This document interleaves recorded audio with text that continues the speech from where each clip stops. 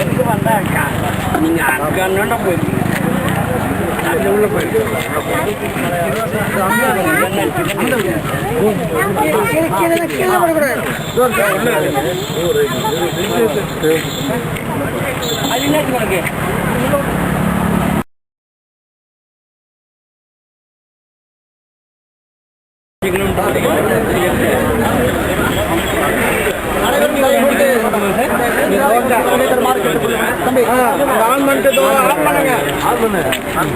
On பண்ண பெண் பண்ணி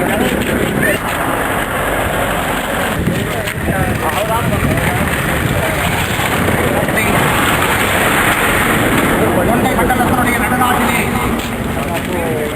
சமணம் பறைசாற்றிக் கொண்டிருந்த ஒப்பு உயர்வற்ற கிராமங்களிலே ஒன்றாக விளங்கிக் கொண்டிருந்த ஊரணி தாங்கல் கிராமத்திலே இன்றைய தினம் நம்முடைய தொண்டை மண்டலத்திலே மாமுனிகள் தவம் நோற்ற தலங்களிலே மாதம் ஒரு ஞாயிற்றுக்கிழமை என்று சென்று அந்த மலைகளை எல்லாம் பார்வையிட்டு அங்கே மண்டி கிடக்கிற குப்பைகளையும் அழுக்குகளையும் அகற்றி அந்த மலைகளை எல்லாம் பாதுகாக்கிற சுற்றுச்சூழல் பாதுகாவலர்களாக சமணம் இல்லற வாழ்க்கையிலே மனிதர்கள் போற்றி பாதுகாக்க வேண்டிய கொள்கைகளை சொல்லி இருக்கிற அறநெறிகளை எல்லாம் விளக்குகிற முகத்தால் இங்கே உருவாகி இருக்கிற அகிம்சை நடை அமைப்பினுடைய துவக்க விழாவிற்கு வருகை தந்து நம்மை எல்லாம் இந்த இல்லற பாதையிலே சமணம் காட்டி இருக்கிற பாதையிலே எல்லோரும் ஒருமித்த கருத்தோடு செல்லுவதற்காக இந்த அகிம்சை நடை அமைப்பை துவக்கி வைக்குமாறு வணக்கத்திற்குரிய சொத்தி ஸ்ரீ லட்சுமி சேன பட்டாரக பட்டாச்சாரிய வரியே மடாதிபதிகள் அவர்களை மெத்த பணிவன்போடு வேண்டி விரும்பி கேட்டுக்கொண்டு அவர்களுடைய ஆசியுடையோடு நமது இந்த அகிம்சை நடையினை துவங்க இருக்கின்றோம்.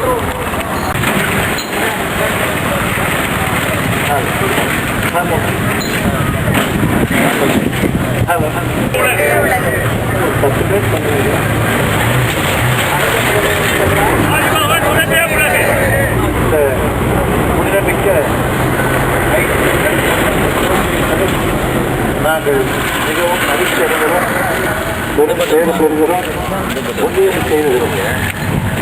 ஆகவே இந்த நடைப்பயணத்தை இன்று தோற்றுகின்ற இந்த நன்னாள் எல்லா மலைகளிலும் இந்த நிகழ்ச்சி நடைபெற வேண்டும். அதற்கு நாம் ஒத்துழைக்க வேண்டும்.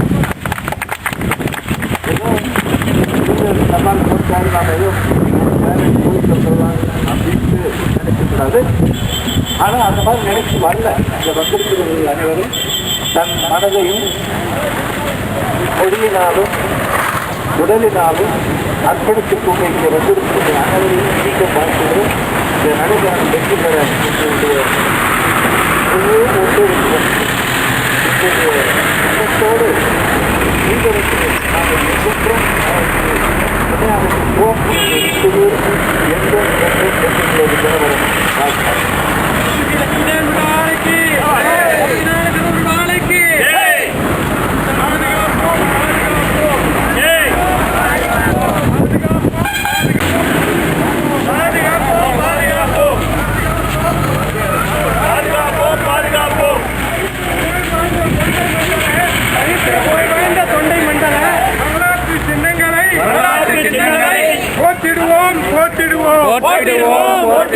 சரித்திர புகழ் வாய்ந்த தொண்டை மண்டல வரலாற்று சின்னங்களை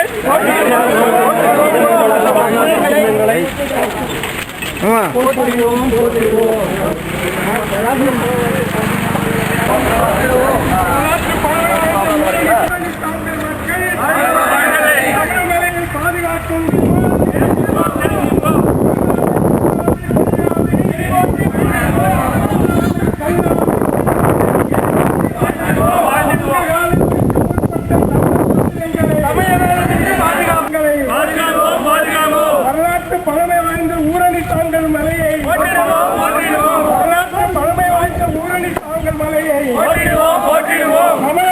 பாதுகாக்கும் ஊரணி தாங்கள் மக்கள், தமிழமலையை பாதுகாக்கும் ஊரணி தாங்கள் மக்கள், நம் உயிர் போல் பாதுகாப்போம், பாதுகாப்போம், பாதுகாப்போம்.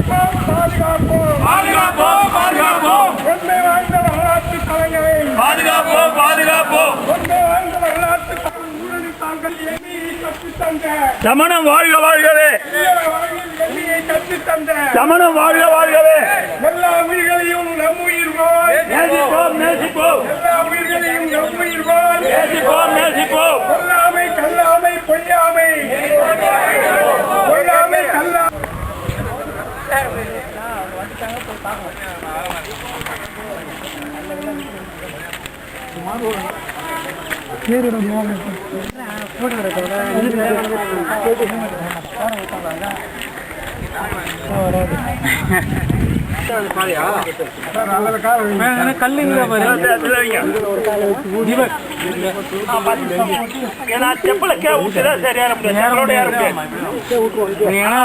இது பண்ண முடியுதா பறிச்சிங்க செப்பல்லாம் விடுங்க, இங்க போயிடாது. செப்பல்லாம் இங்கே அதுதான் விட்டு வெட்டி விட்டு வச்சுக்கிறேன். கை கொடுங்க கை கொடுங்க கை கொடுங்க.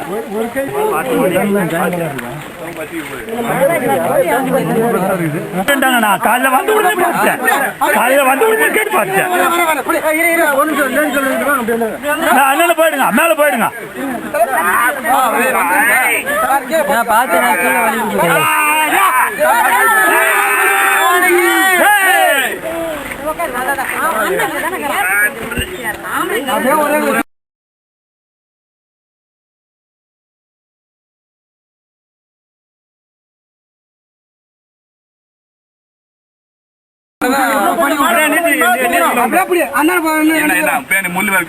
ஆமா அதான் அதை வெட்டில நான்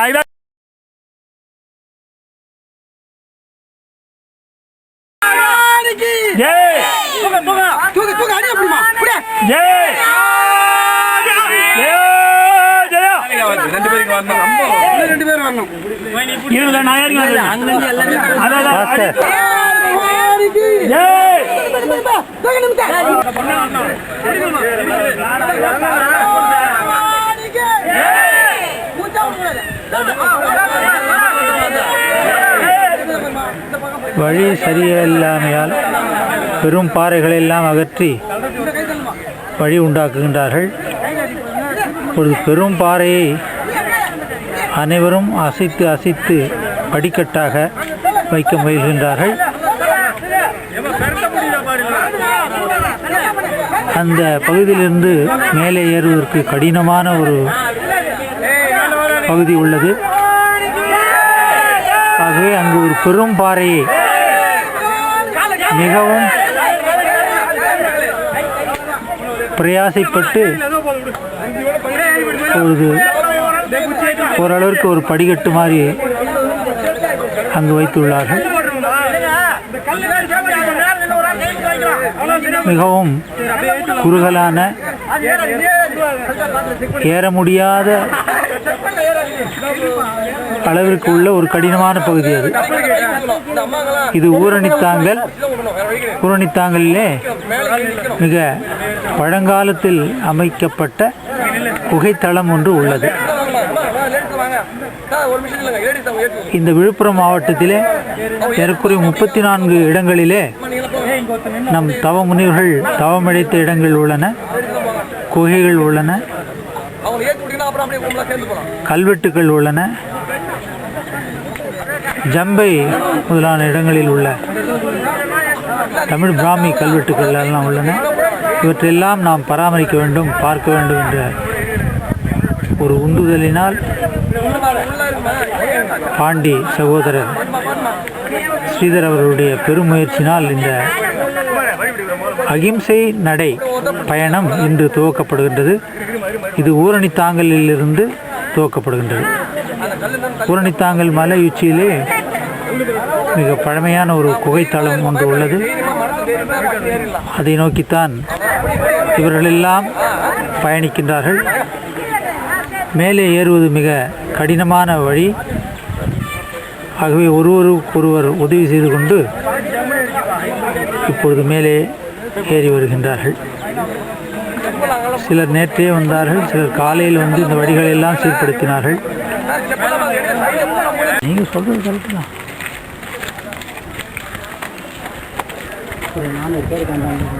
இதுபோன்று பெரும் பாறை குவியல்கள் வேறு எந்த மலையிலுமே காண கிடைப்பது அரிது.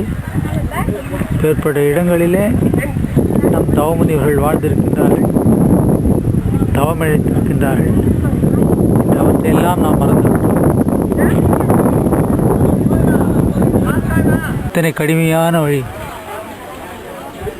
பாறைகள் இடையே வழியே இல்லாமல்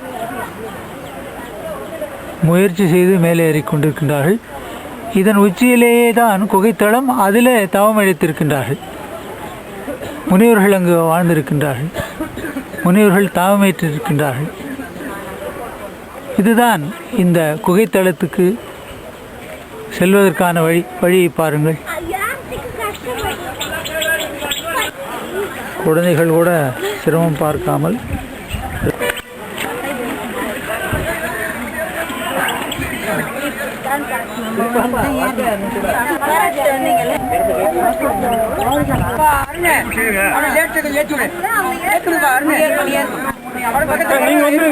மிக மிக குறுகலான வழியே இல்லை. அங்கு எப்படியோ முயற்சித்து மகளிர் எல்லாம் மேலே ஏறி வருகின்றார்கள். அங்கே குழந்தை ஒன்றும் வருகின்றது. முதியவர்கள், குழந்தைகள் யாவரும் வந்து கொண்டு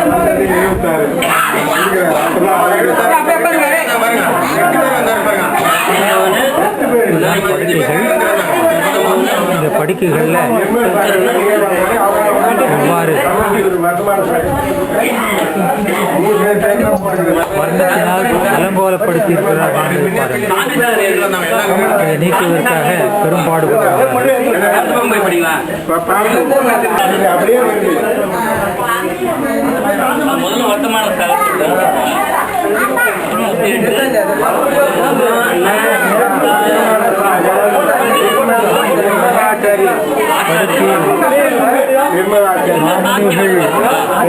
படுக்கையில்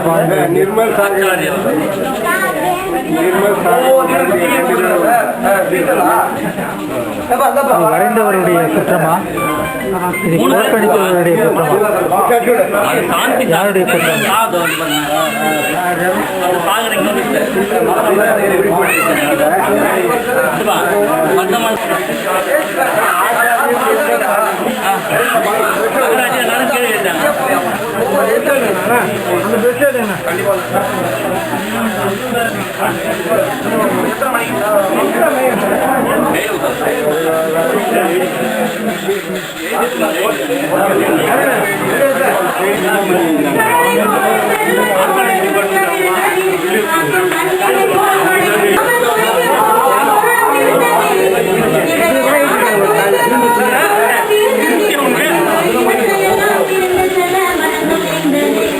டின்னர் போட்டுலாம் இருங்க, போடுறாங்க.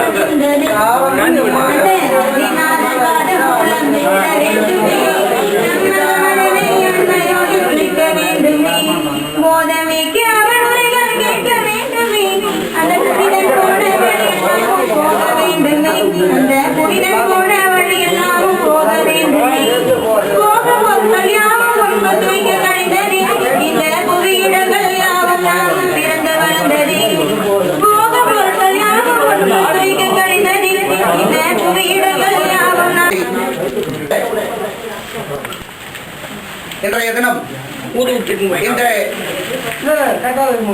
மறிக்காதீங்க. மாவட்டத்திலே பிறந்து மிக எளிமையான குடும்பத்திலே வளர்ந்து சமணத்தை, குறிப்பாக தொண்டை மண்டலத்தினுடைய இந்த நடுநாட்டு பகுதியிலே இருக்கின்ற அத்துணை சமண தடயங்களையும் நேரடியாக ஒரு முறை மட்டுமல்ல 4-5 முறைகளுக்கும் அதிகமான முறையிலேயும் கூட தரிசனம் செய்து அந்த மலையினுடைய வரலாற்றை எல்லாம் பொருளாதார ரீதியாக பிற்படுத்தப்பட்ட நிலையிலே இருந்த போதும் கூட கிஞ்சித்தும் கவலைப்படாமல் தன்னுடைய பெற்றோர்களுடைய அன்பாலும் அரவணைப்பாலும் பல்வேறு பகுதிகளுக்கும் ஒட்டுமொத்த விழுப்புரம் மாவட்டத்தினுடைய அத்துணை சமண தலங்களையும் தரிசனம் செய்தவராக சமணத்தை படித்து சமணத்தை ஆராய்ச்சி செய்து இந்த நடுநாட்டிலே சமணம் என்கிற தலைப்பிலே டாக்டரேட் பட்டம் பெற்றிருக்கிற பிறவியாலே சமணராக இல்லாவிட்டாலும் சமண நிலை நோக்கி நடந்து கொண்டிருக்கிற என்னுடைய அன்பிற்கினிய சகோதரர் திருமிகு ரமேஷ் அவர்கள் இந்த மலையினுடைய சிறப்பை இப்பொழுது உங்களிடத்திலே உரையாற்றுவார்கள்.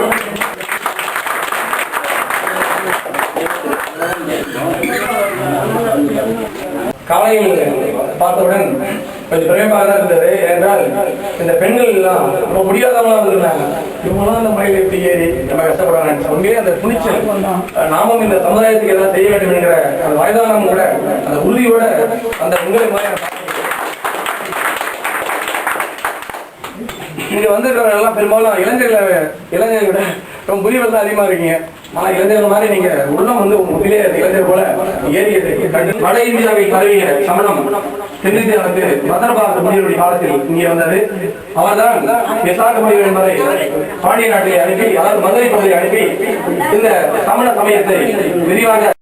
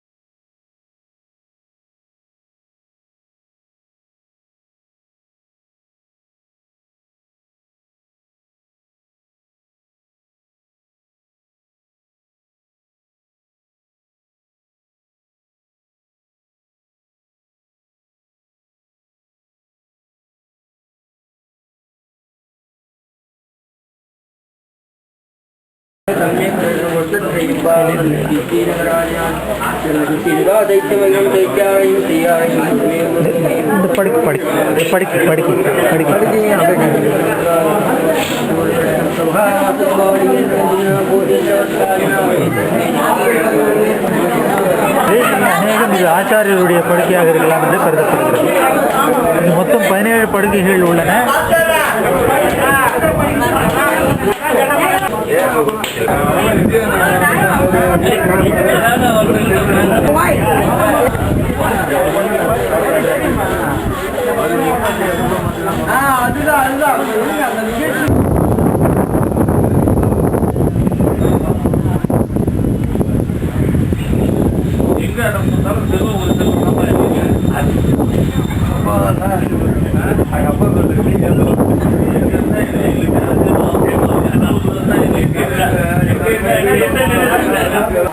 ஆ